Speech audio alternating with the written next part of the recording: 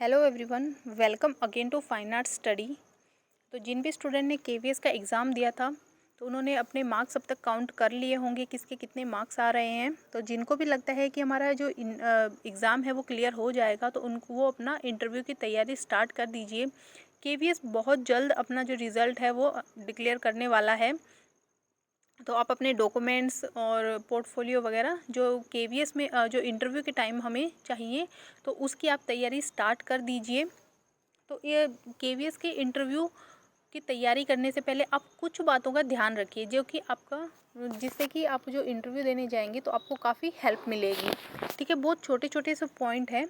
जब भी हम कोई इंटरव्यू देते हैं तो उनमें जो हमारा जो इंटरव्यूअर होता है वो हमारी छोटी छोटी चीज़ों को बहुत ज़्यादा बारीकी से गौर करते हैं वो लोग, इसलिए हमें छोटी छोटी चीज़ों का ध्यान रखना है।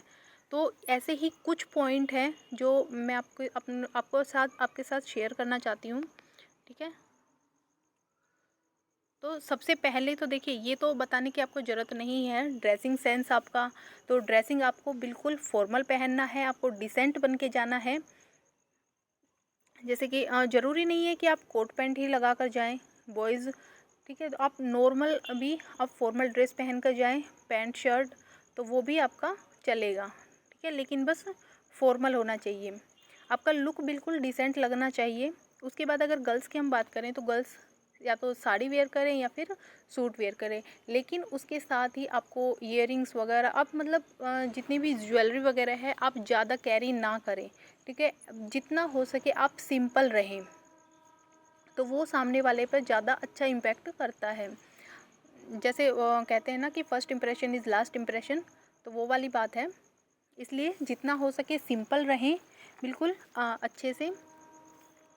ठीक है, आपको बहुत ज़्यादा मतलब ओवर रेडी नहीं होना है। तो ये सब तो कॉमन सेंस की बात है, ये तो आपने सब जगह ही सुनी होगी। उसके बाद आता है सबसे मेन जो आपका आता है वो है आपका इंट्रोडक्शन। तो आप चाहे इंग्लिश मीडियम के हों चाहे हिंदी मीडियम के स्टूडेंट हैं, ठीक है, आपको जो हिंदी स्पेशली जो इंग्लिश मीडियम के हैं उनको तो कोई दिक्कत नहीं है, वो तो इंग्लिश में ही अपना इंट्रोडक्शन देंगे। लेकिन जो हिंदी मीडियम के स्टूडेंट हैं उनको एटलीस्ट अपना जो इंट्रोडक्शन है वो आप हमें जो इंग्लिश है उसी में आपको देना है। तो सबसे पहले आप अपना जो 4-5 जितनी भी लाइन है वो आप अच्छे से इंग्लिश में तैयार करके जाएं, एकदम फ्लो में। आप उनकी खूब प्रैक्टिस कीजिए, बहुत आसानी से आ जाएंगी आपको। तो आपको इंग्लिश में ही आपका इंट्रोडक्शन जो है वो तैयार कीजिए। सबसे पहले अपना नाम, अपना जो फादर नेम है वो, ठीक है, अपने स्कूलिंग कहाँ से, अपनी एजुकेशन क्या है, उसके साथ ही आपकी हॉबी, और उसके साथ अगर आपकी कुछ क्वालिटी है, ठीक है, तो वो क्वालिटी आप अपने इंट्रोडक्शन में ज़रूर बताएं। जैसे कि आप किसी काम में अच्छे हैं, जैसे कि आप मान लो किसी स्केचिंग में अच्छे हैं तो आप वो बताएं कि मैं स्केचिंग में मास्टर हूँ। ठीक है, या फिर कुछ भी, जैसे कि जो भी आपकी स्पेशलिटी है वो आप ज़रूर बताएं।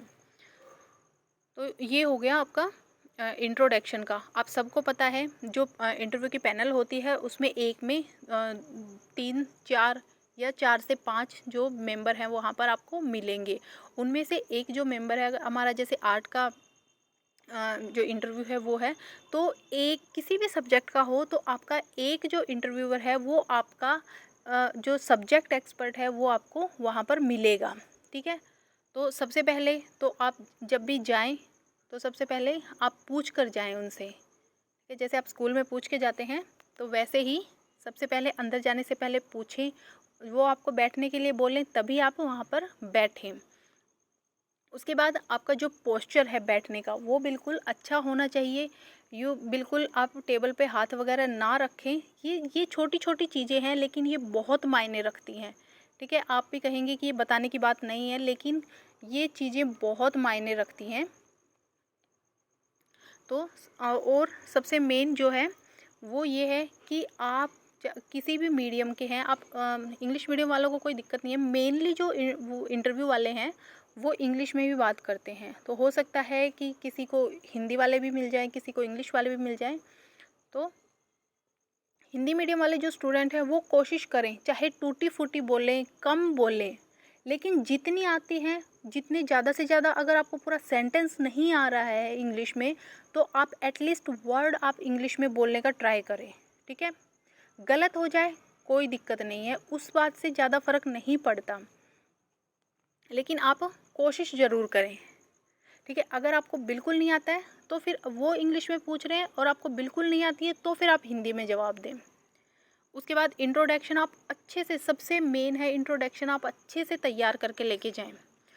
उसके बाद अगर हम थर्ड पॉइंट की बात करें तो वो है हमारा कॉन्फिडेंस और फेस एक्सप्रेशन।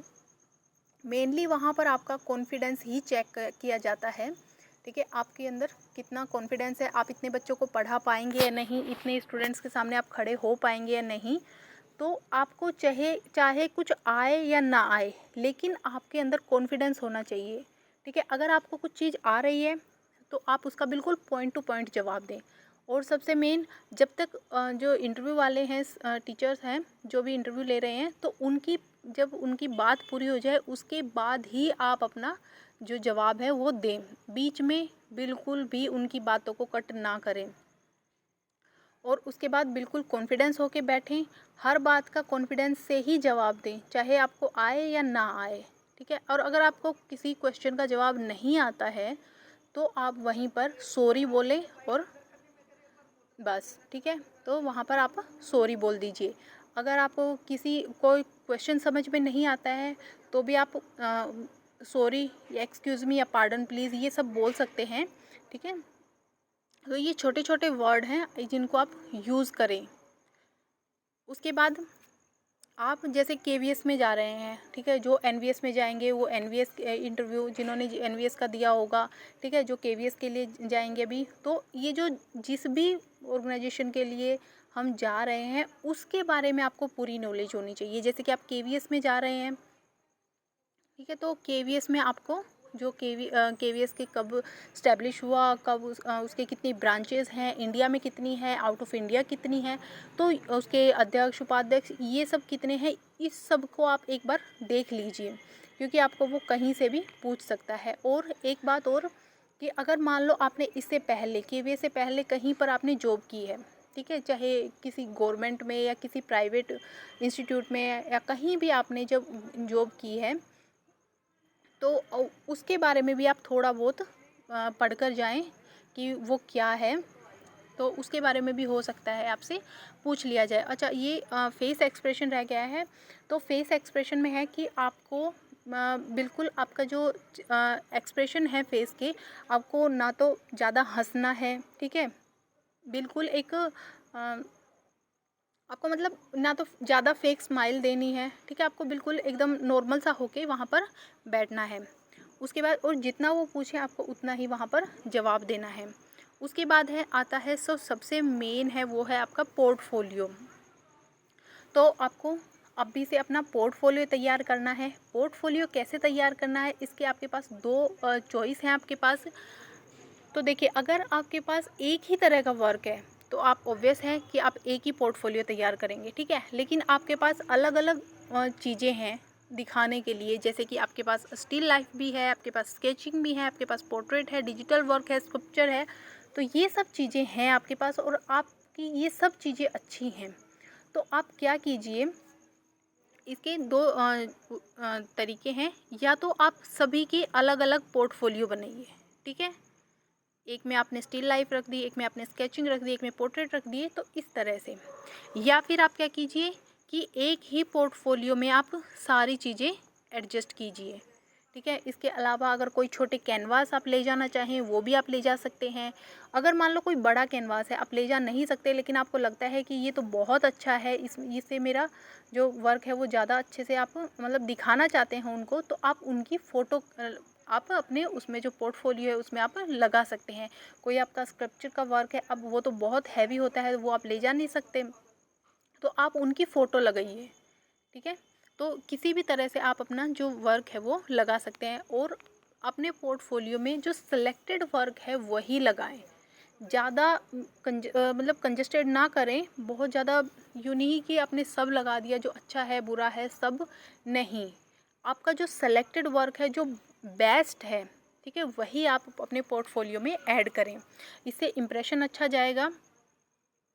उसके बाद जो बात वो करें वो है स्केचिंग प्रैक्टिस की। आप सबको पता है जब वहाँ पर आप इंटरव्यू देने जाएंगे तो वहाँ पर आपको या तो ब्लैक बोर्ड होगा, ठीक है, ब्लैक बोर्ड, वाइट बोर्ड, या फिर आपको कोई शीट वगैरह पे आपसे वो स्केच पेन वगैरह से आपको वो ड्राइंग करवाएंगे, लाइव स्केचिंग आपसे करवा के देखेंगे। उसमें कोई भी बर्ड, एनिमल, कुछ भी आपको दे सकते हैं। जैसे कि जो नॉर्मली होता है तो नॉर्मली आपको जैसे कि काऊ हो गया, डॉग, हॉर्स, लॉयन, एलिफेंट, तो और थोड़े बहुत बर्ड्स, ठीक है, पिजन वगैरह, ये सब आप अभी से प्रैक्टिस करें ताकि आप फ्लो में वहाँ पर बना सकें, ठीक है। और बहुत ज़्यादा ऐसे मतलब वो ना करें, ठीक है, शो ऑफ के चक्कर में बिल्कुल ना रहें कि मुझे ये भी आता है, मैं ये भी बना दूँ, ये भी आता है, मुझे ये भी बना दूँ, मैं इसमें एक्सपर्ट हूँ, नहीं। आप अपना बेस्ट निकालिए, ठीक है, कि आपके पास 10 चॉइस हैं तो आप उनमें से आपको लगता है कि ये मैं इसमें बिल्कुल ही परफेक्ट हूँ, तो आप वही वहाँ पर बनाएं। आप पहले से अपना माइंड सेट करके जाएं कि अगर उन्होंने अपनी, एक तो हो सकता है कि वो अपनी चॉइस दें आपको, ठीक है, हो सकता है वो अपनी चॉइस दें आपको कि डायरेक्ट आपको बोल दें कि आप हमें एक हॉर्स बनाकर दिखाइए, ठीक है, या फिर हो सकता है वो आपको बोल दें कि आप अपना कुछ भी यहाँ पर बना के दिखाइए। तो वहाँ पर तो अगर उन्होंने बोल दिया तो आपको वही बनाना पड़ेगा, अगर उन्होंने आपको चॉइस दी है तो वो आपके लिए अच्छा है। तो ये सब चीज़ों की आप थोड़ी सी प्रैक्टिस कर लीजिएगा, ठीक है। और ज़्यादा कुछ तो बता नहीं, ये सब आपको पता होगा, आप सब समझदार हैं, टीचर्स बनने वाले हैं, ठीक है। तो यही बस चीज़ें हैं। और एक सबसे मेन जो है डॉक्यूमेंट्स, अगर आपका कोई डॉक्यूमेंट्स कंप्लीट नहीं है तो घबराइए नहीं, आपको डॉक्यूमेंट्स वेरिफिकेशन के बाद भी आपको टाइम दिया जाएगा, ठीक है ना। तो आप उस टाइम पर अपना जो डॉक्यूमेंट्स है वो करवा सकते हैं कंप्लीट। तो बस यही कुछ चीज़ें थी जो आपके साथ शेयर करनी थी। बाकी सभी को, जितने भी एग्ज़ाम जिनका अच्छा गया है, जिनके मार्क्स अच्छे आ रहे हैं, उन सभी को ऑल द बेस्ट, कि आप सब कम से एटलीस्ट इंटरव्यू तक तो जाएं और अपना बेस्ट दें।